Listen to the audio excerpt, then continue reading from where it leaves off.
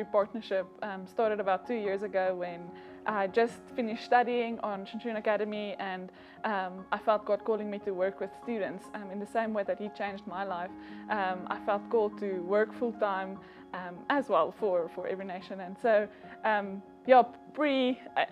signing up for internship, they told me that this is the way the finances work, and I was like, yeah, that's fine. I've like people that will like support me, and I have a family that was in ministry, so it's not a new thing to me to partner with people or to raise finances. But starting with ministry partnership, I had a lot of fear of man, fear of what will people think of me, fear of begging, like I know these people have money, so maybe I'll ask them, and just learning how God really works in our lives in every area with ministry partnership. And I really felt like He was challenging my identity and who He is and what He calls me to. Is this really, am I going to stick with His confirmation on my calling, even if there isn't finance, even if there isn't provision? And so a big testimony for me just that I want to highlight today was that in the beginning I raised, and it was like 3 months of really a good time of raising, but I was stuck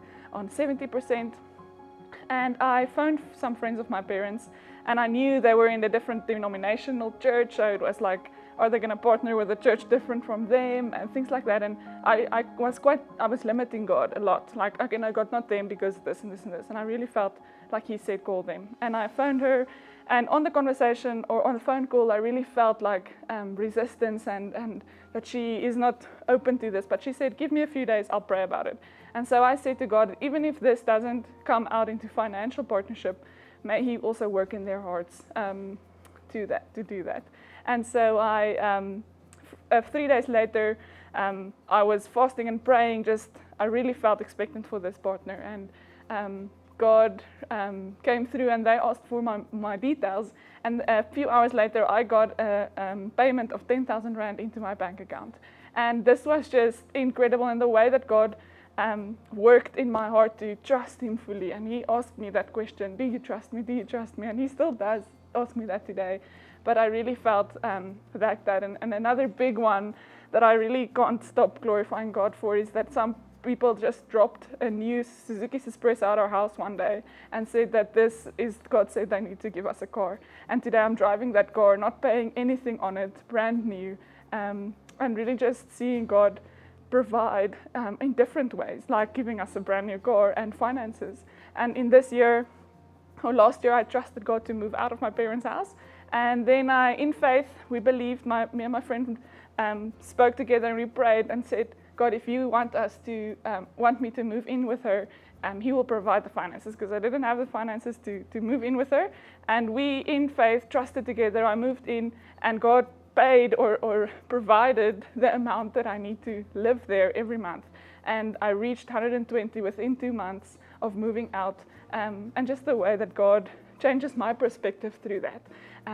I also just seeing from the giver's side. So I partnered with a mission, and I was like, okay, God, I'm partnering this amount, and I'm not sure if I'm going to get through the month in partnering with someone else.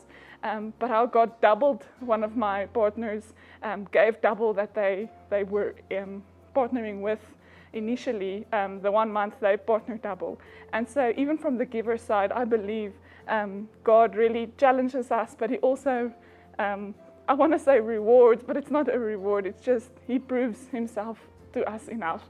And I just really want to encourage you to continue trusting God in giving and in receiving. That even if we have a 9-to-5 job that pays every month, we do not supply our needs. God supplies abundantly and more than we can think or imagine. I'm Bianca, and I'm a daughter of the King.